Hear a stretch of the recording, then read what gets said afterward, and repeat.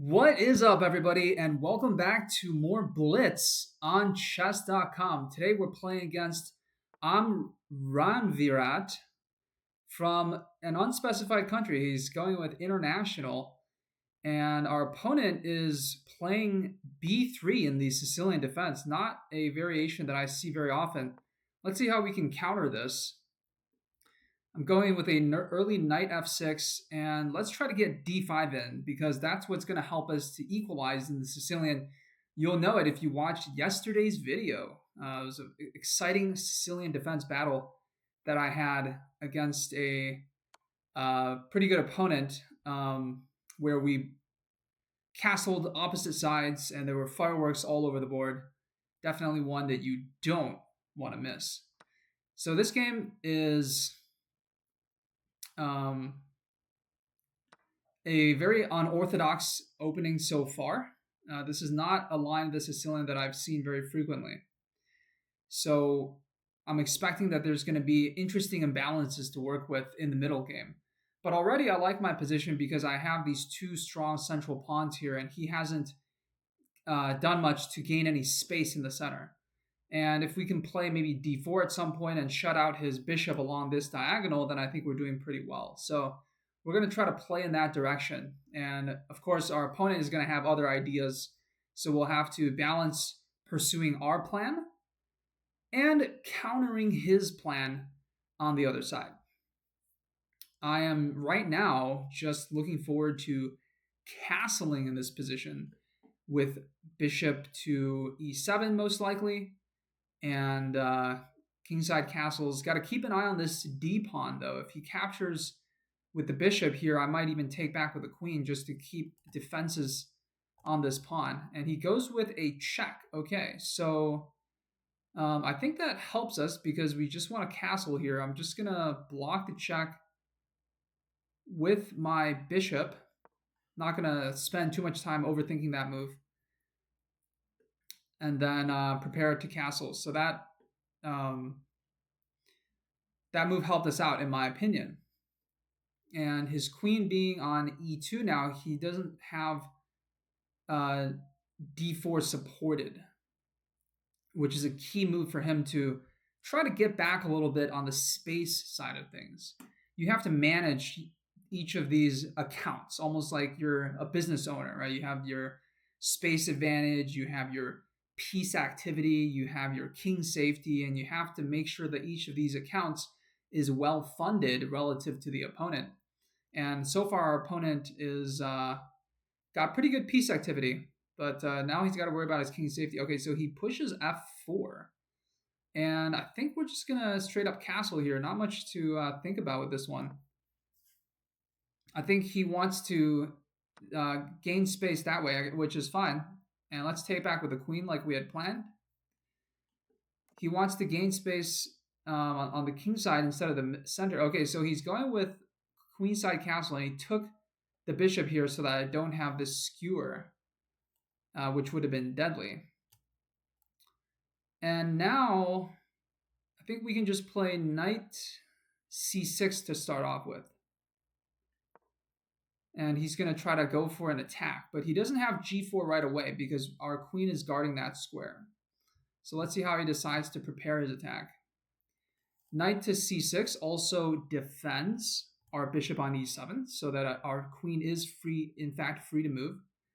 We also have d3, d4 at some point to ward off his knight in case we decide to do a pawn storm, which I'm going to go ahead and start with immediately. Let's get that pawn storm started. So my plan is to kick his knight and then be able to play a4. So I like that idea. We'll see what our opponent has in store for us. I think my attack is a little bit faster than his right now. I also have the central space advantage to work with. Got to think about what to do with this rook. Maybe I can...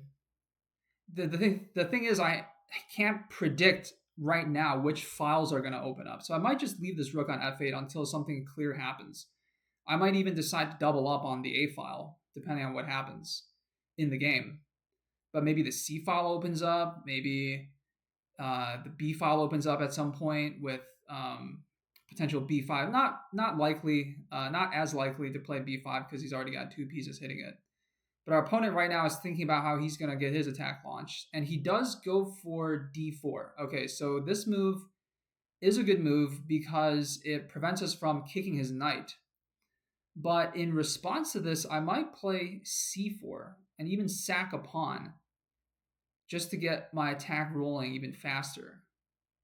But that would allow him to also press forward with D5. So that maybe allows him to get too much counterplay.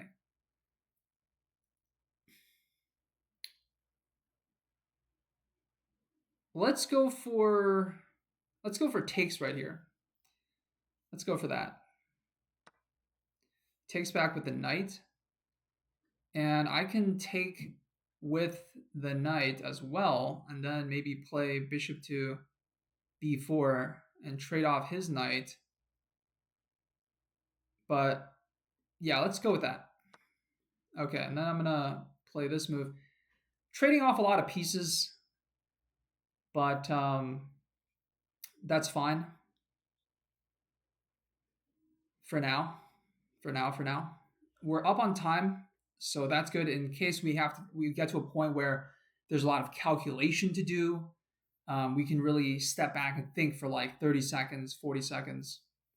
And I'm definitely going to check this game over with the engine afterwards to see if there's any opportunities, because this is a very tough middle game. I think it's very sharp, so it's quite likely that there will be moves that me or my opponent missed where we could have gotten like an even larger advantage. But right now the C file has opened up. So we talked about, deciding where we were going to place our pieces once we saw how the position was going to evolve over the board. Now it's clear that maybe rook f to c8 looks like a good move. Okay, so he wants to win this pawn on d5, and obviously we can't let him do that so easily. And I was thinking about just trading off this knight and then playing rook to c8. Gaining a tempo on the bishop. I think that looks pretty good, so let's go for that.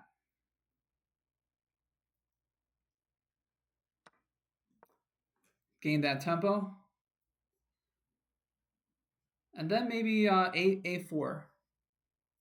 Just to keep the ball rolling, get the attack rolling downhill. Let's really put some pressure on the opponent. Let's see what he decides to do here. Okay, so he wants to get his attack going as well, and it's going to be a race to see who can break through first in this position. Let's take on b3 first.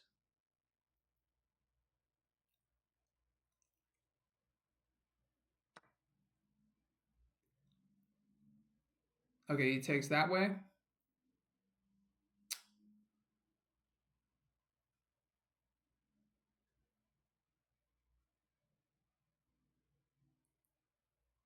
And let's play rook to c5 to overprotect this pawn, and also maybe double up on the c file.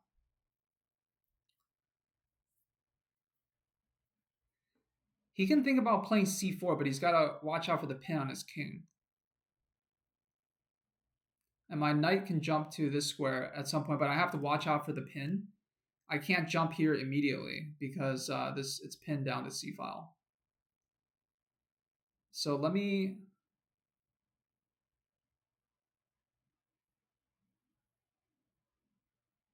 actually dodge that pin first while keeping an eye on the pawn, just so I can hop in on this square.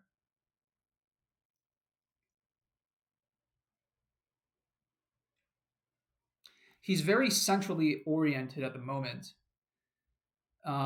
So if he wants to continue his kingside attack where he's pushing a lot of his pawns forward, he's going to have to maneuver his rooks and his queen back over to the king side. So I can take that into consideration. Whereas my pieces are doing two roles. They're protecting the center, but they're also aiming at his king.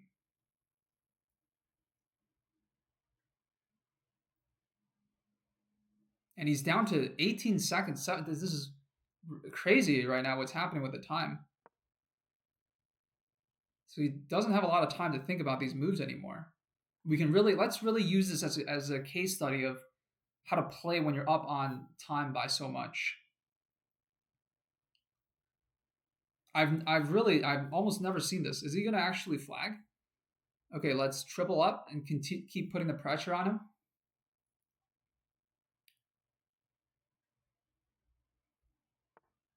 Okay, so he pushes. And now we can have a moment to maybe think a little bit. The pawn is absolute pinned, which is fine. I kind of want to throw a curveball at him.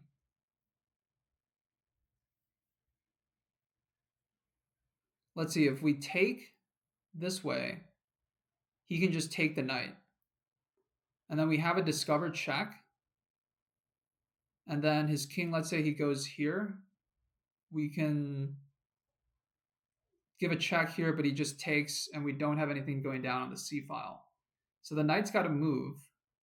The question is to where. I can go here and then go here, hit it, get a tempo on his rook, and then take the c pawn.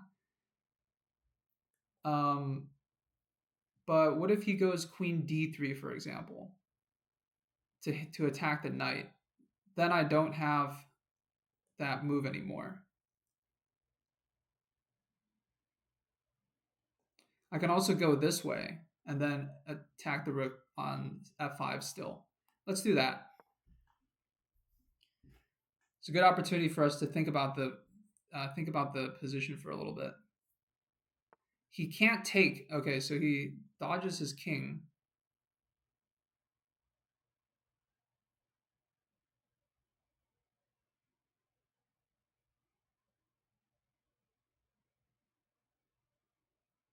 Okay, that's a good move for sure,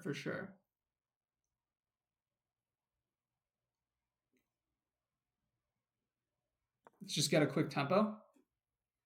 See what he does. So close to flagging right now. Let's continue to put pressure.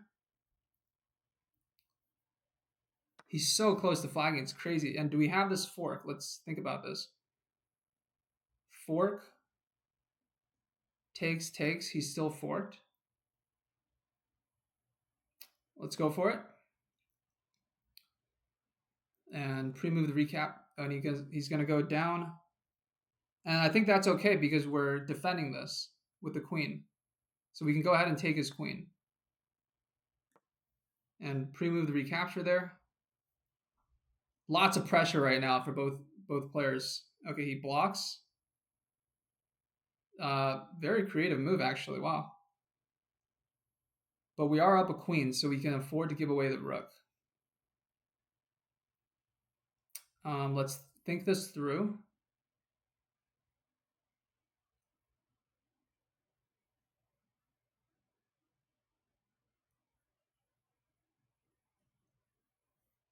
So we can give up the queen and take with the rook. If we take with the rook, it's mate. And the rook is also pinned to the king, so we can't run it.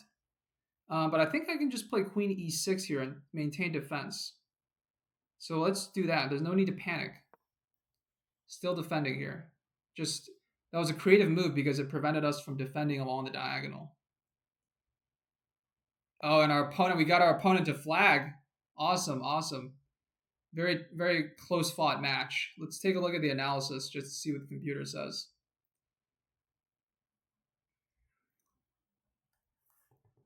Apparently, the Evans Gambit is named after 19th century Welsh sea captain William Davies Evans. So I played at 80% accuracy, 1750 strength, and our opponent played at only 68% accuracy. Let's take a look at some of the moves here. See what was significant about this game. So f4, the computer thought was a little bit dicey, and here our opponent, the the computer likes d4. So getting d4 in before he has a chance to play d4 is a good move. And the follow-up, knight to e4, trades off, and we have that space advantage in the center, and then we're getting our pawn storm going with bishop takes f4 winning a pawn at some point. So that's a pretty good sequence there for us. Let's keep going. Okay, so he has a missed opportunity. And the position is still pretty even at this point. And c4, the computer doesn't like because it's jeopardizing its king safety. But he also doesn't like knight d6. So instead, the computer would have played b5, I see. b5, launching an even greater attack by threatening to now take with the b pawn as well. So let's take a look at how they could have continued here. Sacrificing the exchange was the best move for the opponent.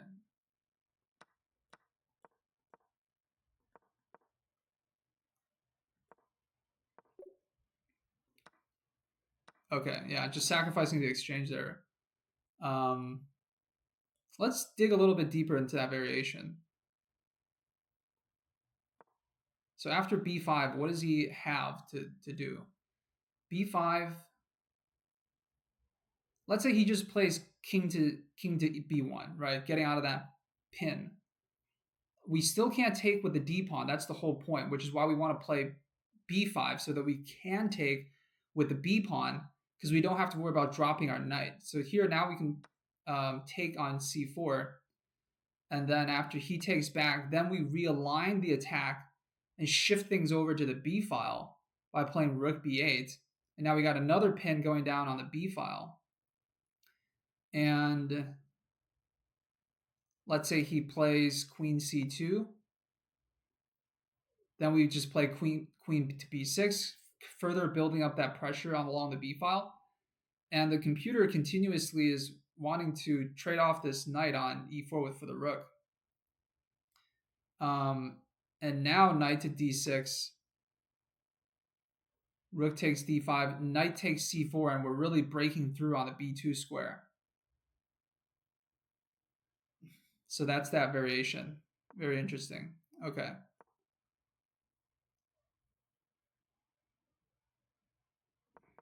Let's keep going. Queen g2, not a move that was favored very much. And this move now loses material to the fourth that we found, knight e3, and that really sealed the game for us with the opponent being down so much on time. I see. Okay. So I thought that was a pretty well-played game. The position was a lot more even than I thought that it was. I thought that we had an advantage very much so, like in the middle game.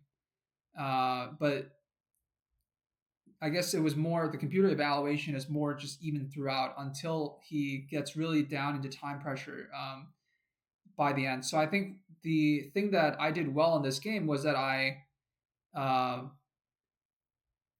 was able to make moves intuitively without having to think about them as much because of my prior experience playing the Sicilian defense. And I thought that I had a good performance in this game, being able to retrieve that information and apply it over the board. So I'm happy with that win. Rating went up a little bit, getting closer to our goal.